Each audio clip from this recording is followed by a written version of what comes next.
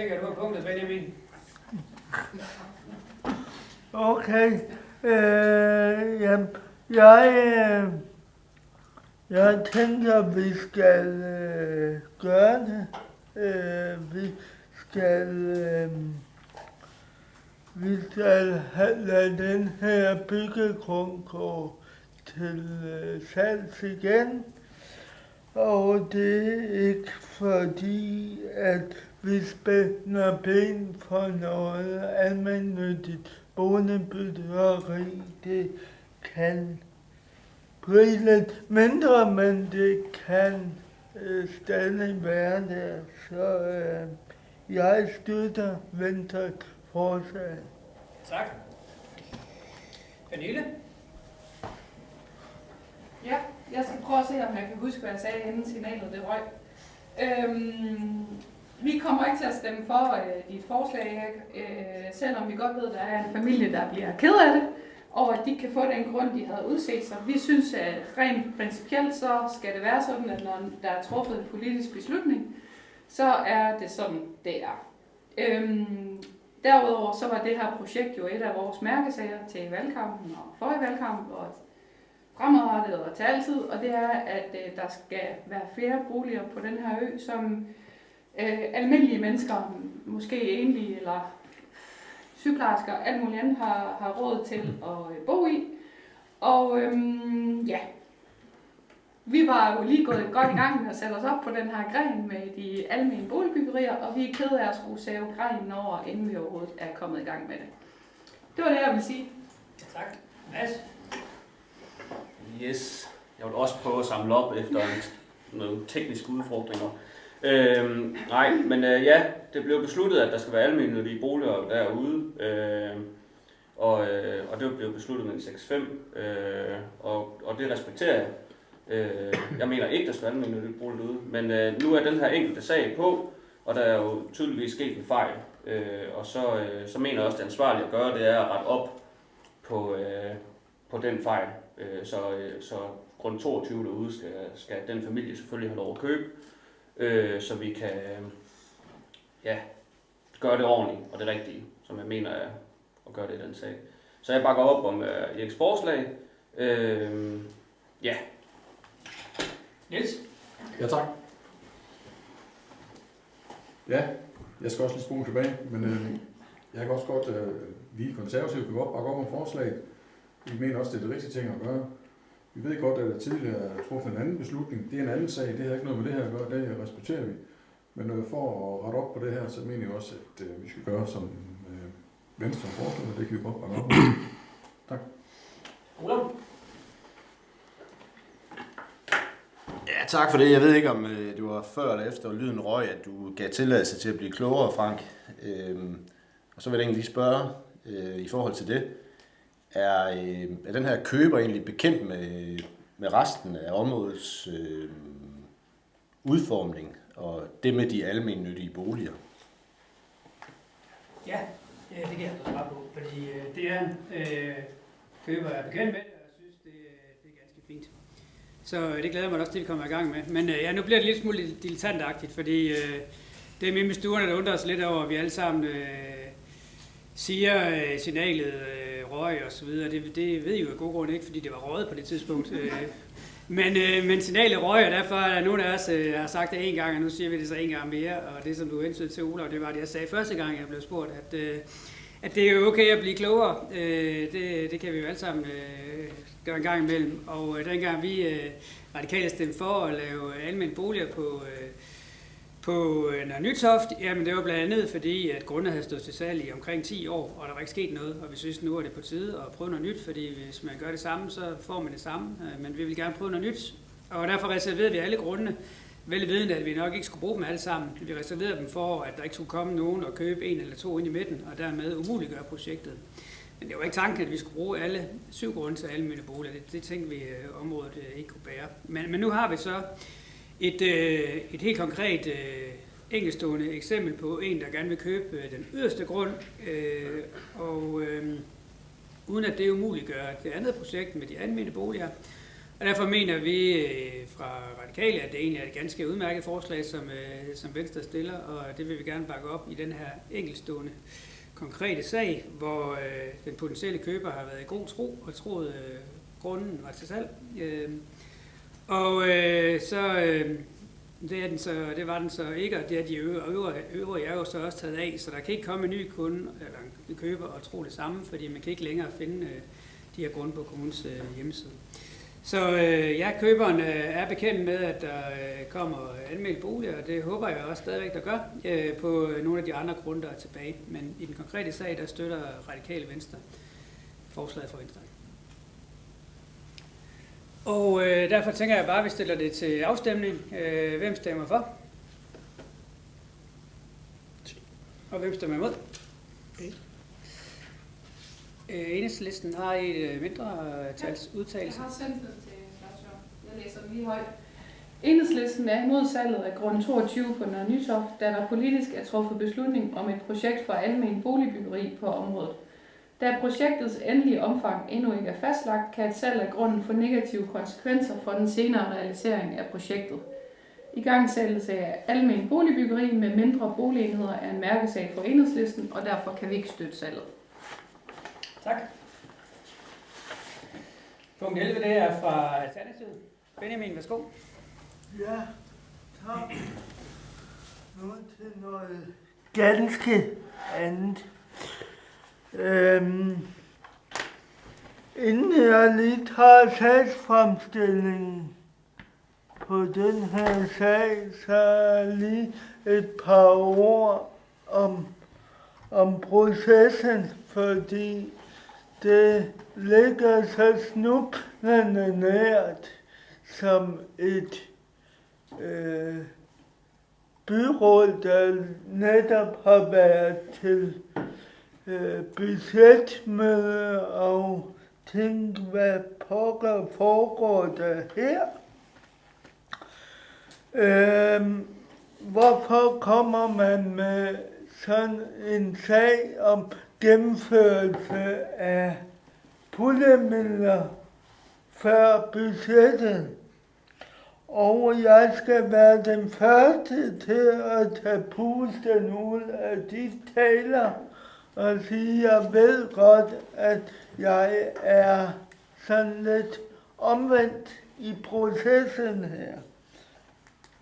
Men for at tage lidt historik, der måske kan forklare, hvorfor jeg sætter sagen på en dag, så er det sådan, at tilbage i 2023, hvor vi næsten ingen penge har, der vedtager daværende byråd og spare kulturelt samråd væk.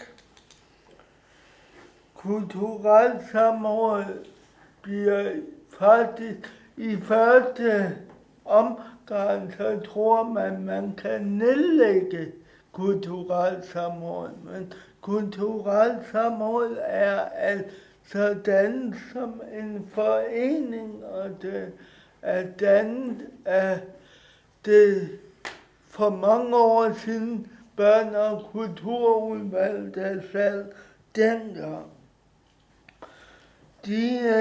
De medlemmer, der dannede samrådet i den tid, ville gerne forankre kulturelt samråd så meget, så de skrev ind i vedtægterne af kulturelt samråd ordnet modtager driftstilskud fra Fanø Kommune. Bestyrelsen i kulturelt samråd har ventet 12 måneder i små 3 år nu på at få gennemført den her pulje, og i næste uge, der står, eller næste måned står vi så og skal holde et årsmøde og have sammensat en bestyrelse. Nu er kassen tom. Det vil sige, at for at få et håb om, at vi kan få skabt en bestyrelse, så var jeg nødt til at få skabt lidt opmærksomhed på, at det her er faktisk et punkt, som betyder rigtig meget for Fanø. Jeg vil våge den påstand i dag, at det nok er nogle af de penge, vi får 80 gange igen i kulturoplevelser herovre. Så jeg håber, når vi skal have en debat om lidt, at man måske også vil tale lidt indhold frem for at parkere hele talen i en udisciplineret budgetdisciplin. Nu til sagsfremstillingen, som jeg tillader mig at læse op, fordi at den kan de ikke se derhjemme, og den er for øvrigt glimrende skrevet, synes jeg selv. Byrådet vedtog i forbindelse med sparebudgettet 2023 at nedlægge den ellers af BKU vedtægtsbestemte pulje til kulturelt samråd Fanø. Puljen på 70.000 kroner årligt har de sidste 43 år i varetaget uddelingen af kulturmidler til små foreninger og enkeltpersoner med gode, innovative idéer. Kulturelt samråd er det eneste sted, man kan ansøge som enkeltperson uden forening og CVR-nummer. Puljen er Fanø Kulturlivs spirekasse, hvor en idés bæredygtighed kan testes, og pilotprojekt kan sættes ud i livet. For eksempel Sangsøndag i Remby, Poesifestival i Sønderho, eller Menneskebiblioteket på Fanø Skole, for at nævne nogle få.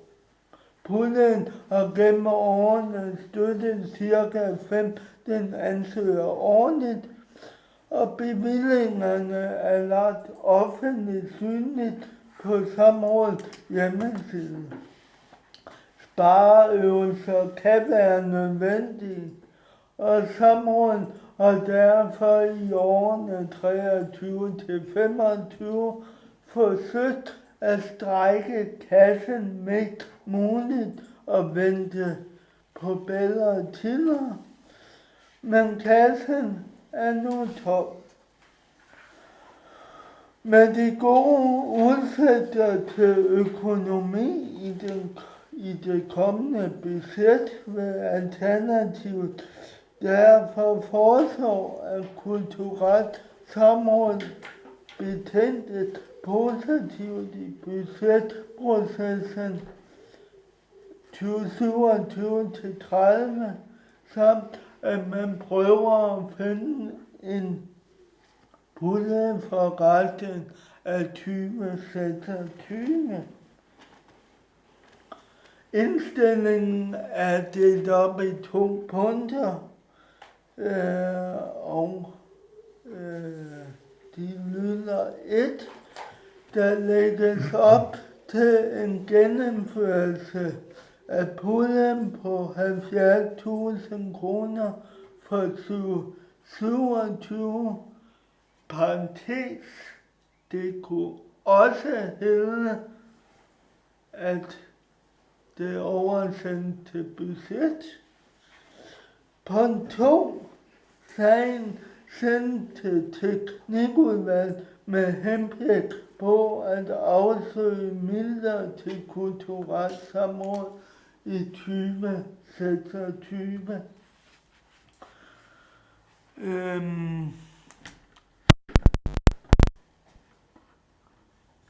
Ja, jeg håber, at I kan se, hvorfor at vi ikke havde de 4 måneder til det land, et budget er for at holde liv i en meget, meget smuk sammensætning af borgere, der har været i kommunetjeneste i 43 år til de her meget, meget små projekter.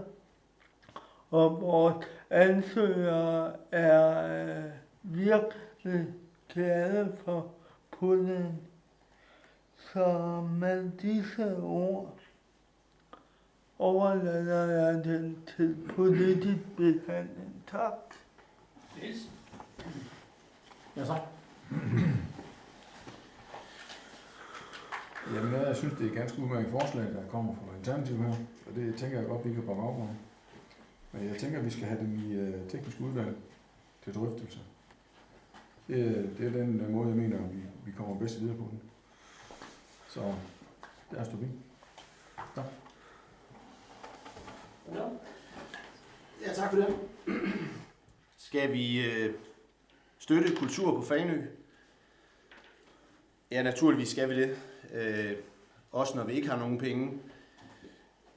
Det, der skete på det tidspunkt, som Alternativet og Benjamin henviser til, det var jo, at vi slet ikke havde nogen penge. Og det virker jo som en både kynisk og temmelig illusionsløs beslutning at træffe, men det var tvunget af bitter nød på det tidspunkt. Jeg håber, at Kulturelt Samråd kan få sammensat en ny bestyrelse, og dermed fortsætte sit virke. Når jeg kigger på bevillingerne hen over årene, altså for eksempel i år, Fanø Gadeteaterfestival og Fanø Strandgalleri, og lige sådan, hvis man går længere tilbage, altså for 10 år siden måske, i 16, så var det for eksempel Fanø Strandgalleri igen, Fanø Kunstfestival, Fanø Billedskole, Børnefilmklubben og en hel masse andre gode ting, som fik støtte, så kan det godt være en lille smule svært for mig at se, at det ikke er aktiviteter og hvad kan man sige, institutioner, som kunne have fået støtten fra de frie kulturmidler, som jo støtter mange af de samme ting. Måske kunne man opfordre til, at i den der mellemliggende periode frem til budgetforhandlingerne og videre frem, at Kulturelt Samråd gjorde det endnu tydeligere, end det allerede er. Hvem er det, man gerne vil ramme, så at sige? Hvem er det, man gerne vil have give støtte til? Altså de her enkelte personer, som du er inde på, Benjamin. Aktiviteter, som ikke er foreninger eller med CVR-nummer.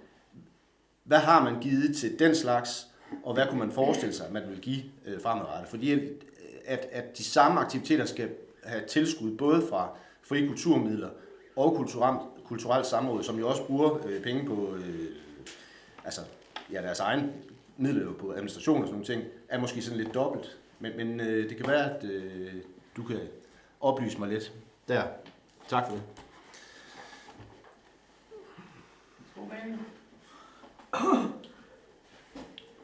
Ja,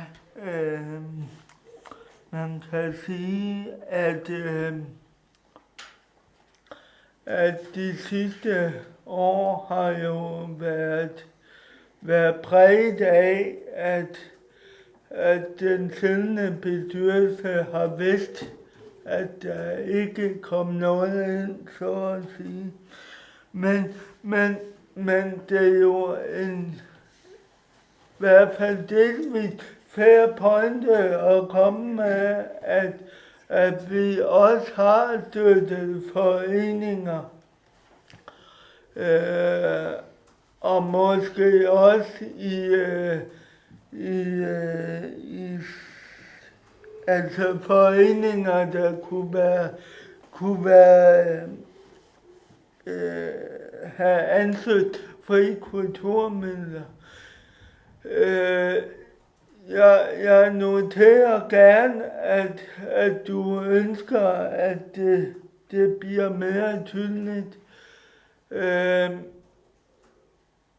Det jeg synes, der er det smukke ved kulturelt samråd, det er netop det der med, at man kan få en god idé, og man kan søge den ene måned og forsvare det næste.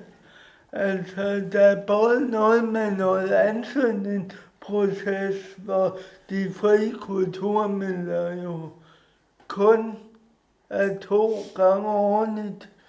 Og nej, jeg mener ikke, teknikudvalg skal arbejde med. Men kulturelt samråd har møder 10 måneder om året, hvis man ansøger. Og så kan man søge uden en forening og et CVR-nummer i ryggen. Det kan man mig bekendt ikke på de frie kulturmidler. Og jeg må tilstå, at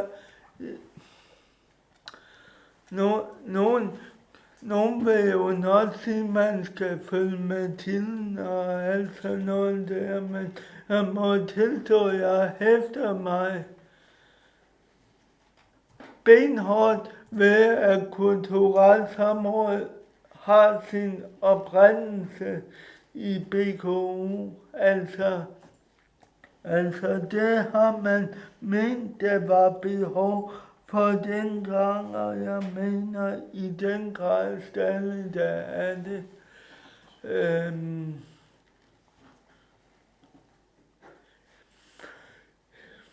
Jeg synes ikke, det er meget at bede om, at man tager en drøftelse i teknik. Men jeg er som sagt ikke med på det en lidt alternativ vej at gå. Men hvis man mener kulturelt samråd skal støttes eller fortsætte sit virke, tror jeg, du sagde, så tror jeg, det er en oplagt mulighed nu at sige det på. Tak. Ja, fordi du siger det jo også selv, Benjamin, at det er lidt den omvendte vej at gå. Og jeg tænker, det er en drøftelse, vi måske skal have i forbindelse med budget, som du også lægger op til det, i indstilling punkt 1. Hvis man kan få det skrevet ind, så kan jeg i hvert fald godt være med på den, og så at man kan i teknikudvalget kigge på, hvad skal der lige til for at holde 2026 kørende. Det synes jeg faktisk giver rigtig god mening. Tak. Ja, tak for det, Benjamin. Jeg tror ikke, jeg forholder mig så super meget til kulturelt samråd. Jeg er sikker på, at de har gjort det rigtig godt igennem tiderne, men for mig er det så lidt en procesting. Altså det tidligere byråd har jo besluttet noget her, næsten enstemmigt, så vidt jeg husker. Og for mig at se, så er det her en budgetting, så jeg synes, det hører hjemme, når vi skal til at snakke om budgettet efter sommerferien. Altså det er ligesom med de andre ting, som man ønsker sig til budgettet, så skal det komme i sammenhæng med at vi vedtager alle de andre ting, vi godt kunne tænke os. Så for mig så hører det hjemme, når vi skal snakke om budgettet for det kommende år. Og så er du mere end velkommen til at tage den op, når vi har de drøftelser. Du er jo indkaldt til de forhandlinger der. Så det er jo min holdning er, at tak for forslaget, men det hører hjemme i budgettet, fordi ellers så kunne alle jo komme med alle mulige forslag på de efterfølgende møder, som vi også godt kunne tænke os, og det er måske hver for sig små penge. Men jeg synes, det hører hjemme i en samlet drøftelse, når vi skal snakke om budgettet for 27. Tak. Kort bemærkning, Benjamin.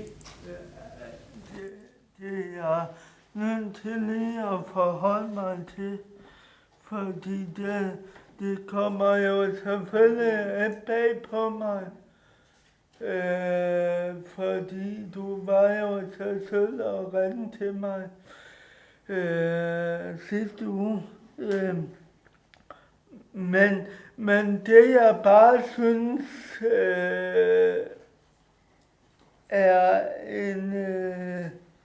en lidt fejlfortolkning af præcedenseffekten, det er, at det her er faktisk et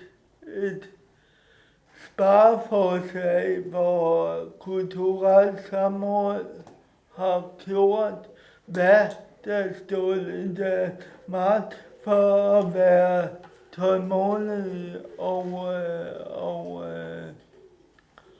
og strække kassen så langt som muligt. Ingen tvivl om, at jeg tager det med i et budget. Men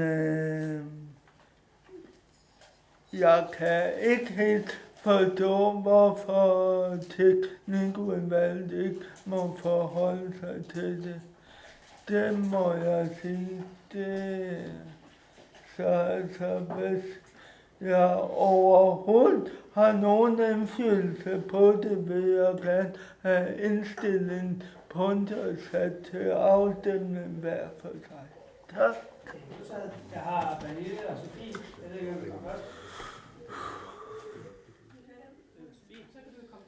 Så kan jeg komme tilbage. Ja, tak for forslaget, Benjamin. Jeg har været virkelig glad for kulturelt samråd, og jeg bliver helt nostalgisk, når jeg kigger tilbage i hjemmesiden, fordi der er virkelig mange af de arrangementer, jeg har været med til, og det er jo altid en stor fornøjelse. Og jeg synes også, som du selv peger på, at det har en værdi, at man kan søge uden CVR, og det er vigtigt, at vi har den funktion i kommunen. Når alt det så er sagt, så kan jeg også godt se, at det hele er gået lidt i stå, også før at bevillingen stoppede. Og når jeg læser jeres årsberetninger, så skriver det jo også selv, at der mangler kræfter i den bestyrelse. Og det er jo det er jo sådan, det går nogle gange i nogle bestyrelser. Så egentlig tror jeg synes ikke, det er det værste, at man siger, at det her det gemmer vi til budgettet, og jeg glæder mig til at snakke om det i budgettet. Og i mellemtiden så håber jeg, at der er nogle kræfter, der går ind i bestyrelsen, så vi også ville kunne se, at det var en bestyrelse, der virkelig kunne løfte opgaven og frisk energi og en ny bevilling til, hvis det var der, man endte. Så, kan du høre, hvad det er, jeg siger? At det er ikke, fordi vi ikke kan lide kulturelt samråd, eller ikke synes, at det er vigtigt. Men der er bare nogle omstændigheder i forslaget, som det er nu, som gør, at det kan vi ikke stemme for. Pernille? Ja. Jeg kan høre og mærke på dig, Benjamin, at det er et hjertebarn, vi behandler her. Og derfor er jeg også virkelig ked af at må skuffe dig ved at sige, at vi heller ikke kan stemme for dit forslag.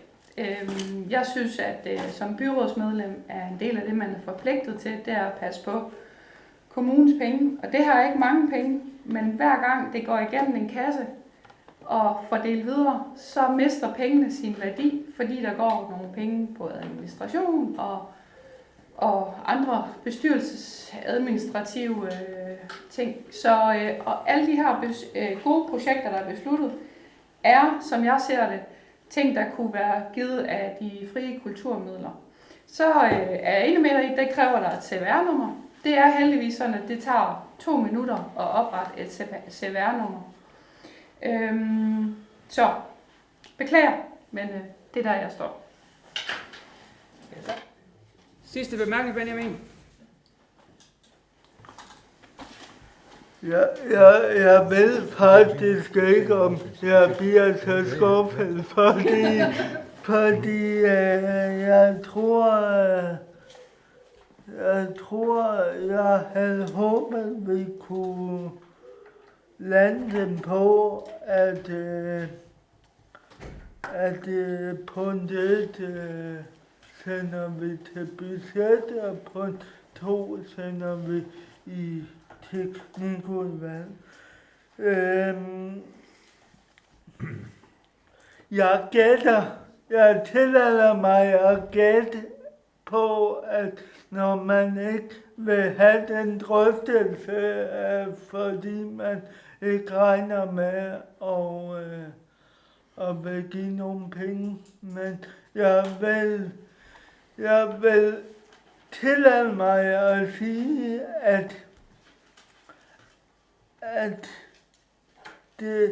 det kunne give et lille håb i mørket. Det er jo også derfor, det formuleres så relativt ufarligt, at en drøftelse, vi beder om i udvalg, det er ikke nogen sum, det er ikke nogen garanti, det er en drøftelse, at vi ser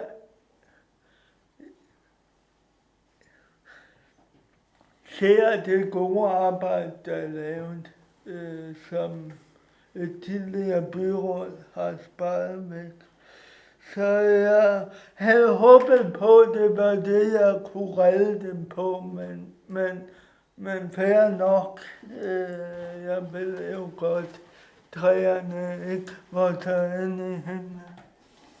Jeg har 2 tilbage på tallisten. Det er de 2 konservative, og Niels, du har haft ordet, så vi starter med det. Jeg bliver meget kort, fordi det du egentlig beder lidt om her, Benjamin, det er jo heller også en del af den kulturpolitik, som blev vedtaget i 2024. Og jeg vil godt have lov til at læse op her. Der skriver man nemlig, at i sidste afsnit, Fanø Kommune vil gerne rumme det hele, men også i særlig grad understøtte de aktører, initiativer og de miljøer, som i særlig grad trænger til at blive understøttet, fordi de lever af lyst og uden kommercielle interesser. Og det er det, du gerne vil sige, det gjorde man også i de gamle kulturelle samråd. De, der søgte kulturelle samråd, det var nogen, der ikke var kommercielle, og det var nogen, der levede af lyst i forhold til det, de gerne ville lave på kulturområdet. Det vil sige, der står i kulturpolitikken, at det er noget, kommunen kan tage stilling til, noget udvalget, og det her så teknikudvalget i dag kan tage stilling til. Så du er fuldstændig ret i, at den henvendelse, du kommer med her, den er mere adresseret til teknisk udvalg, i forhold til at finde ud af 26, om der er mulighed for at lægge en bevilling ind til kulturelt samråd eller ej. I forhold til 27 kan jeg, ligesom Niels også har foreslået før, sige god for, at vi gerne vil have det med i budgetlægningen eller budgetforhandlingerne, der kommer, om der skal bevilges beløb eller ej. Niels, en sidste bemærkning. Ja, tak. Jeg vil nødt til lige sige, at tidligere beslutninger, jeg har ikke været med til at træffe nogle beslutninger af lettighed. Jeg har været med til at træffe nogle beslutninger af nødvendighed. Og så, vi giver penge ud til mange forskellige ting. Jeg skal nok lade være at komme ind på enkelte emner, så jeg mener stadigvæk, det er små penge, vi taler om her. Så det må vi godt være med til at kigge på, om vi kan, som Henning siger, godt støtte det. Tak. Tak for det. Så sætter vi til afstemning. Benjamin, du har bedt om, at vi stemmer en af gangen. Indstillingerne der, det gør vi selvfølgelig.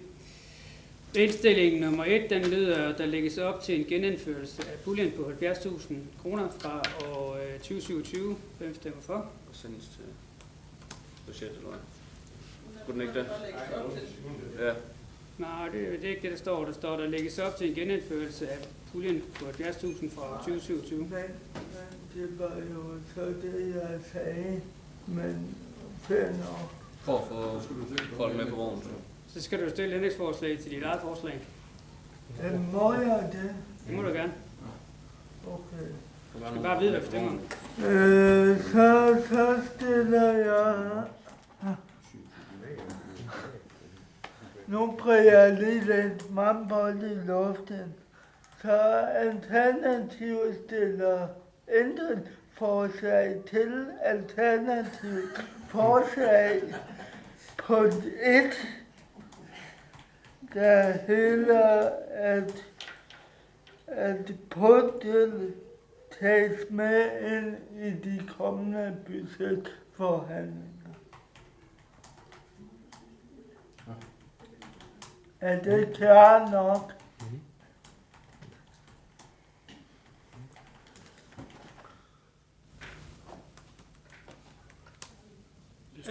Og så er der ikke noget punkt 2, eller hvad? Det skal jeg jo lige vide, hvad der kommer bagefter. Så er der punkt 2, som det står. Okay, det ændrer vi ikke på. Nej. Sagen sættes på bum. Yes. Det er da ganske udfart. Ja, det må man sige.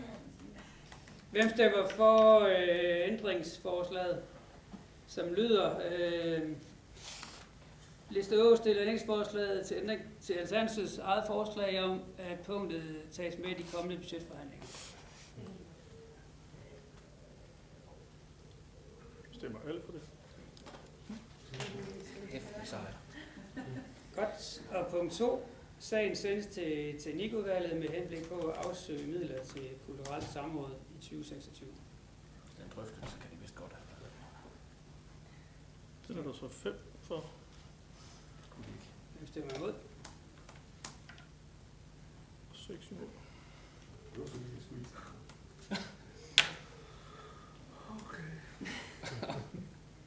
Tak for det. Det var sidste punkt. Vil du læse op, Søren? Ja, jeg gemmer lige den der. Den blev en så kompliceret.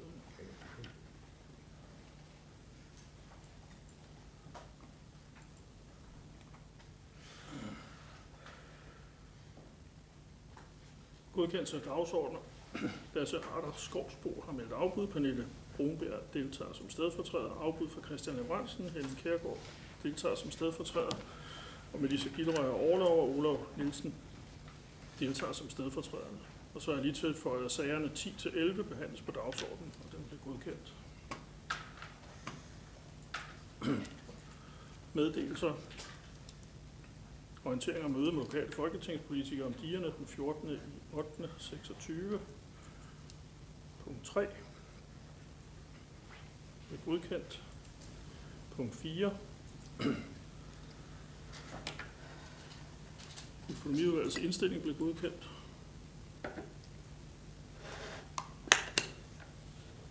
Og punkt 5. Jeg skal læse alt det op.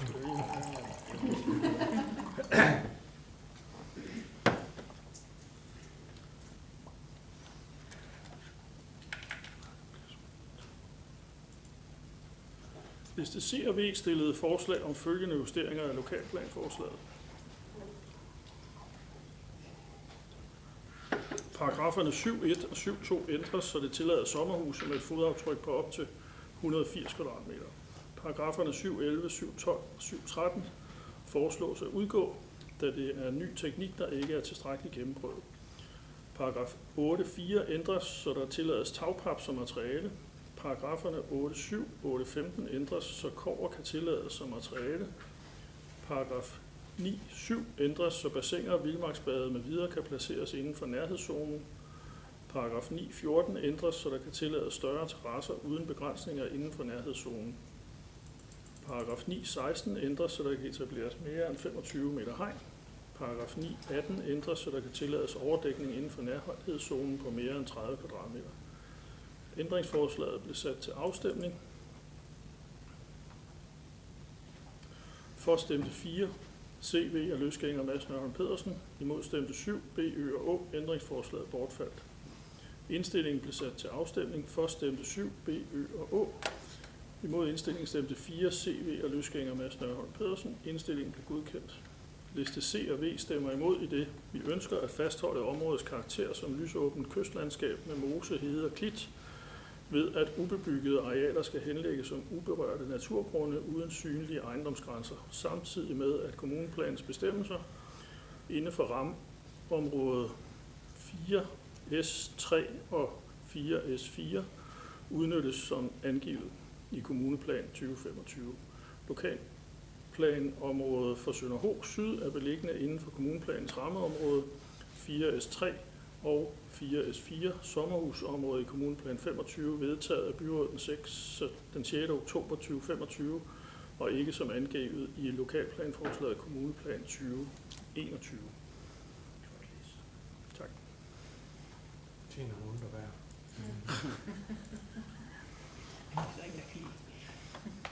Så kommer vi til punkt 6.